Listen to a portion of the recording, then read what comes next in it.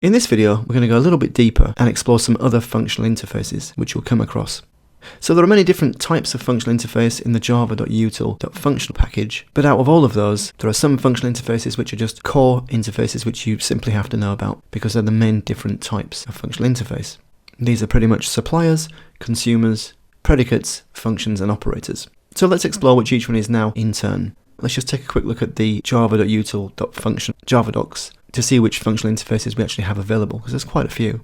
So this is the Java doc page for java.util.function. And you can see at the top it says functional interfaces provide target types for Lambda expressions and method references, which is true, that's what we've seen throughout this course. Now, the first time I saw this, I felt a bit swamped, to be honest, because there's so much stuff there, there's so many different types, and they all seem to have kind of quite confusing names. Some are generic interfaces, other ones aren't, and when you first start out it can be difficult to understand or appreciate where you can even begin. So let's just take a look at what we've actually got in here, because it's actually not that difficult once you look at what they've actually provided. So you can see we've got things like consumers, functions, operators, predicates, suppliers. But then you'll see it just kind of repeats: consumer, operator, consumer, function, predicate, supplier, function, function, operator, function, and so on. So you really just have these 5 core functional interface types that I've said before, which are consumer, supplier, predicate, function, and operator.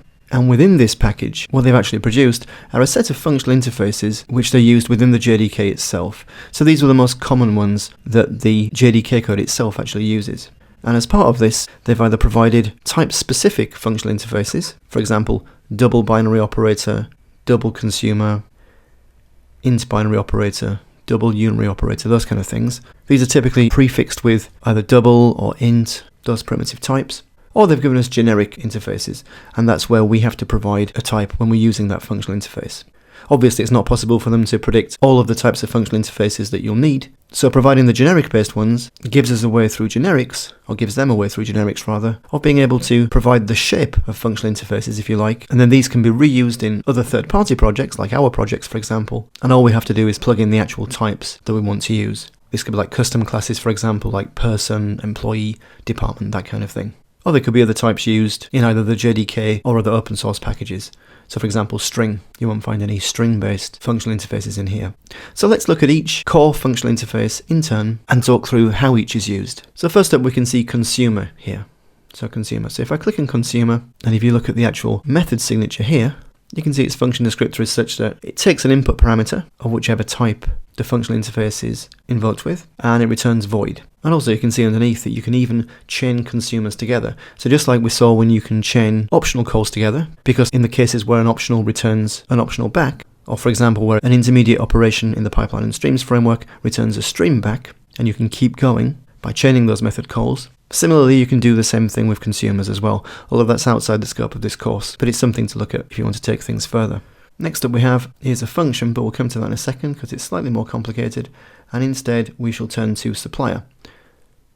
So here we say it's representing a supplier of results, and it's true. So what a supplier does is it just returns something. So it doesn't take any input parameter, it just returns something. And you can see here, if we click this get method, we can see here that it doesn't take anything. These are empty parentheses here, but it just returns a value of the parameter type.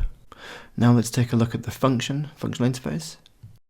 You can see it represents a function that accepts one argument and produces a result. And again we see we can compose functions like we saw before with the consumer functional interface. You'll see at the top there we've got this and then method where we can pass in a function. So that enables you to compose functions together. When you're composing functions together, where you're going to invoke one after the other, you're then creating so-called higher order functions. So it's a way of having reusability but at a function level, which is quite nice. But again, outside the scope of this course, this is an introductory course, but it's something to look into if you want to take it that next step further. Okay, so the main method here we're interested in is apply. So if we click on apply, you'll see it says applies this function to the given argument. And what that means is take the input and return some output. So scrolling down further, we have this predicate one here. And a predicate basically is a functional interface where it takes an argument, it takes some input, and it will return a boolean, true or false. So this is the test method here. And predicates are used a lot in stream-based processing when we want to filter elements. So anyway, that gives you a very quick introduction to the functional interfaces which are available in the java.util.function package. and gives you an idea of where to look to understand how they work so you can use them in your Java projects. And over the next videos, we'll see how to use these actually in practice in code.